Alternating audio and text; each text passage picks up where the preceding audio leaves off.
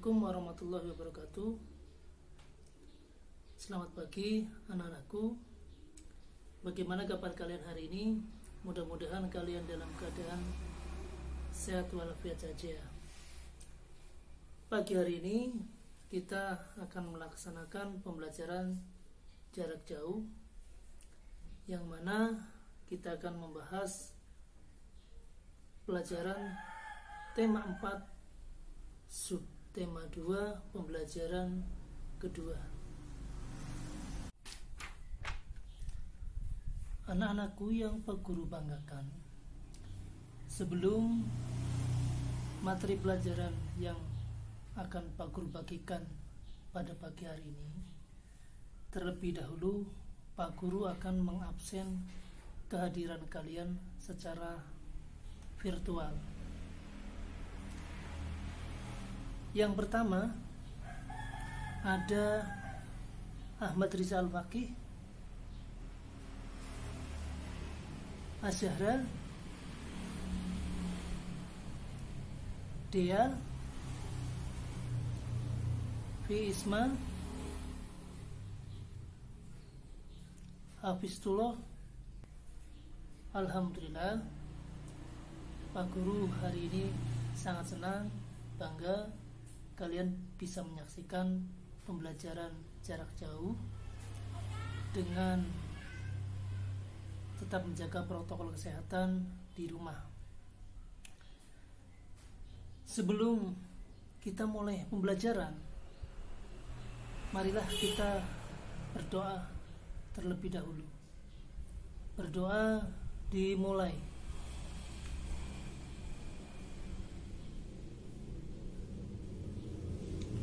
Selesai. Baiklah, kita langsung saja pembelajaran pada pagi hari ini. Pak Guru akan menyajikan sebuah video pembelajaran yang bisa kalian simak pada pembelajaran kali ini. Selamat menyaksikan. Assalamualaikum warahmatullahi wabarakatuh. Pada kesempatan kali ini, kita akan belajar pada tema 4. Sehat itu penting, subtema 2. Gangguan kesehatan pada organ peredaran darah, dan kita sampai pada pembelajaran kedua. Olahraga selalu berhubungan dengan kesehatan manusia, misalnya kesehatan organ peredaran darah manusia. Dengan berolahraga, kita dapat meminimalisasi gangguan pada organ peredaran darah. Selain berolahraga, apakah menari juga dapat menghindarkan gangguan pada organ peredaran darah manusia? Untuk mengetahuinya, mari kita lanjutkan pembelajaran kita.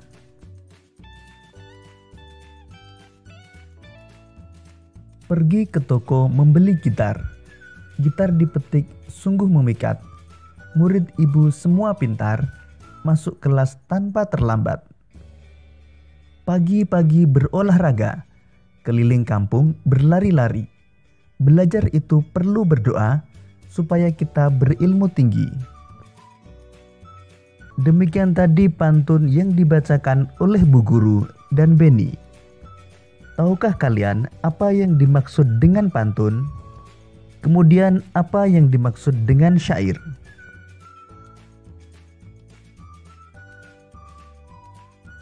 Pantun adalah puisi lama yang terdiri dari 4 baris. Bersajak ABAB, baris ke-1 dan kedua disebut sampiran, baris ketiga dan keempat disebut isi. Sedangkan syair adalah jenis puisi lama yang terdiri dari 4 baris dan bersajak AAAA. Syair lebih mementingkan keindahan sajak.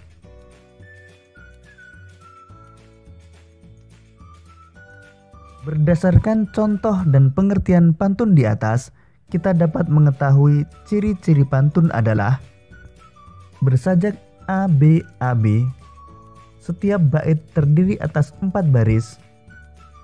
Setiap baris pantun terdiri atas 8-12 suku kata. Baris pertama dan kedua berupa sampiran. Baris ketiga dan keempat berupa isi. Pada subtema 1, kita telah mengenal alat peredaran darah manusia. Untuk mengingat kembali mengenai organ-organ peredaran darah manusia, mari kita baca bacaan berikut ini. Organ peredaran darah manusia.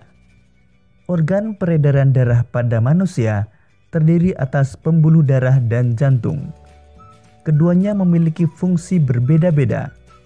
Namun, membahas kedua organ peredaran darah itu saja tidaklah lengkap tanpa membahas tentang darah. Darah, pembuluh darah, dan jantung merupakan suatu komponen yang berperan penting dalam kehidupan manusia.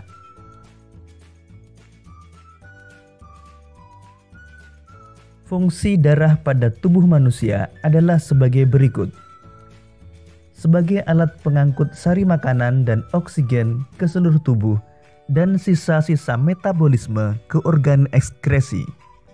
Menjaga kestabilan suhu tubuh, mengedarkan air yang berfungsi untuk reaksi enzimatis atau untuk menjaga tekanan osmosis tubuh, mengedarkan getah bening, menghindarkan tubuh dari infeksi atau membentuk antibodi berupa sel darah putih dan sel darah pembeku, dan mengatur keseimbangan asam basa atau pH.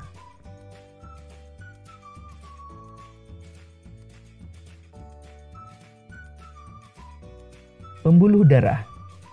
Pada peredaran darah manusia terdapat 3 pembuluh darah, yaitu pembuluh darah arteri, pembuluh vena, dan pembuluh kapiler. Pembuluh arteri berfungsi untuk mengalirkan darah keluar dari jantung. Pembuluh vena berfungsi untuk mengalirkan darah menuju jantung. Pembuluh kapiler menghubungkan ujung pembuluh nadi terkecil atau arteriola dan ujung pembuluh vena terkecil atau venula. Pembuluh kapiler merupakan pembuluh darah yang sangat halus dan langsung berhubungan dengan sel-sel jaringan tubuh.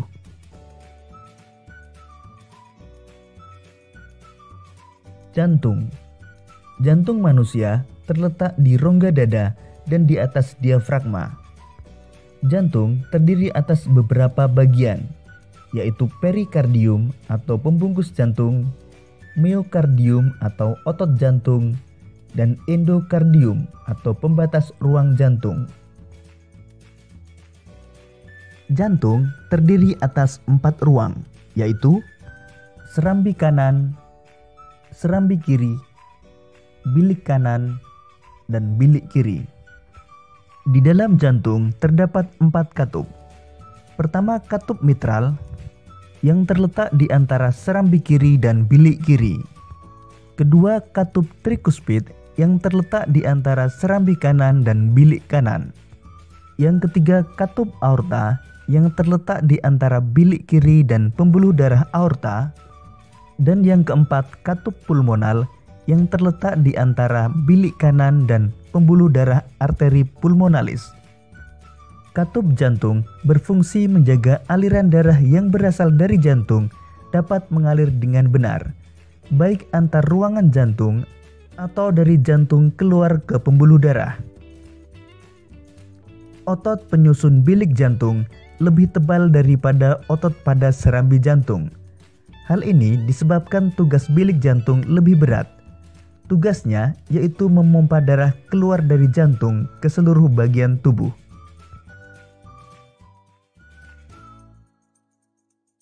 Berdasarkan penjelasan tersebut, tentu kita tahu bahwa organ peredaran darah sangat dibutuhkan oleh tubuh. Oleh karena itu, kita harus menjaga kesehatan organ peredaran darah agar tidak terkena gangguan. Apa saja gangguan pada sistem peredaran darah manusia? Untuk mengetahuinya, mari kita lanjutkan pembelajaran kita. Gangguan pada organ peredaran darah manusia dapat terjadi karena faktor non-keturunan dan faktor keturunan. Gangguan pada organ peredaran darah non-keturunan dapat disebabkan oleh pola hidup dan makanan yang tidak sehat. Misalnya terlalu sering mengonsumsi makanan berlemak tinggi dan makanan berkadar kolesterol tinggi.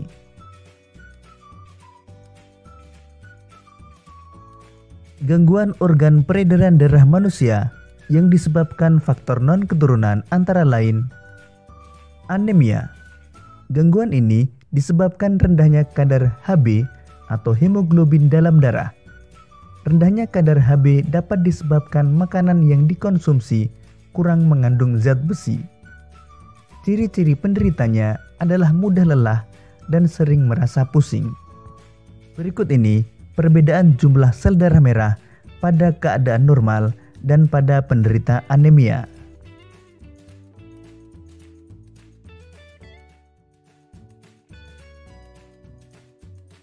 Hipotensi atau tekanan darah rendah. Gangguan ini disebabkan terjadinya penurunan tekanan darah. Hipertensi atau tekanan darah tinggi. Gangguan ini disebabkan naiknya tekanan darah yang diantaranya diakibatkan oleh penyempitan pembuluh darah.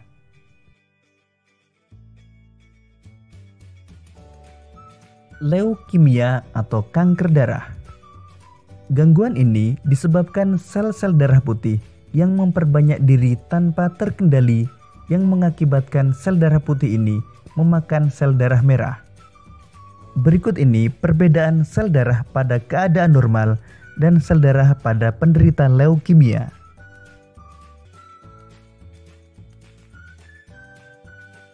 Jantung koroner.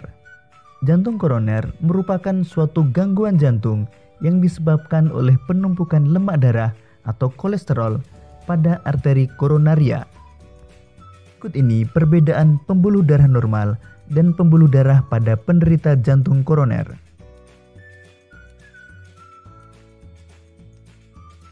Sedangkan gangguan organ peredaran darah yang disebabkan faktor keturunan antara lain hemofilia.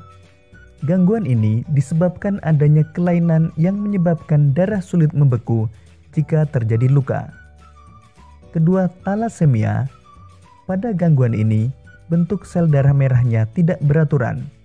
Hal ini menyebabkan daya ikat sel darah merah terhadap oksigen dan karbon dioksida menjadi berkurang. Sahabat cerdas, untuk mencegah gangguan organ peredaran darah dapat dilakukan dengan melakukan pola hidup sehat. Berikut ini beberapa upaya pencegahan terhadap gangguan organ peredaran darah. Pertama, mengonsumsi makanan bergizi, berolahraga secara teratur, tidur dan istirahat yang cukup, menghindari makanan berlemak, dan tidak merokok dan minum minuman beralkohol. Banyak hal yang dapat dilakukan dengan tubuh yang sehat. Tidak hanya mudah melakukan gerak dalam kehidupan sehari-hari, tetapi gerak-gerak tari dengan properti pun akan mudah dilakukan.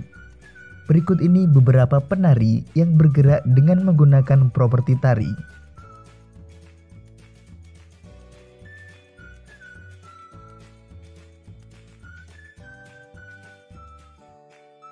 Gambar pertama menunjukkan tari legong yang menggunakan properti kipas. Gambar kedua menunjukkan tari perang yang menggunakan properti pedang. Gambar ketiga menunjukkan tari bambangan cakil yang menggunakan properti busur dan anak panah. Dari beberapa contoh tersebut, kita mengetahui bahwa properti tari adalah segala kelengkapan dan peralatan yang digunakan untuk melakukan gerak tari dalam penampilan atau peragaan karya tari.